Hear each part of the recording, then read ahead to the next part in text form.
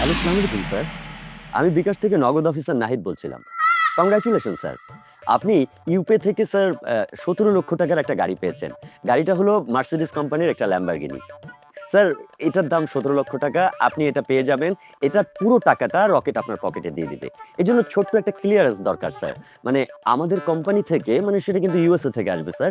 একটা OTP code আসবে। এই ওটিপি কোডটা আমরা যখন জানতে চাইবো আপনি আমাকে বলে দেবেন। আমি সাথে, সাথেই ওটা কম্পিউটারে সেটআপ করে আপনার নামটা চূড়ান্ত লিস্টে দিয়ে দেব স্যার। স্যার, এখনই আপনার নাম্বারে ওটিপিটা যাবে স্যার। এইবার বাপ্পি ভাইরে ফোন দেই।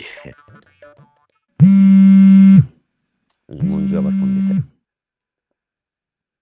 হ্যাঁ মঞ্জু, আমি একটা সেমিনারে আছি, বল কি? বাপ্পি ভাই, আমি যার লাগে আপনারে ফোন দিছি, ওই আপনার রানীমা অসুস্থ, আপনার সব বাইরে তো আসতেছে, ওই সম্পত্তি ভাগাভাগি হইব, আপনি তাড়াতাড়ি আয়া পড়েন।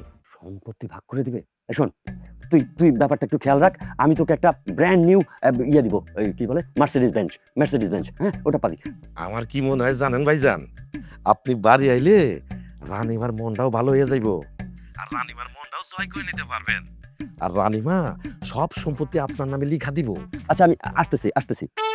এই যে লোকটা তো ফোন কেটে দিছে। এখন আর বিশ্বাস করবে যে আমি বিকাশ কোম্পানির নাহিদ?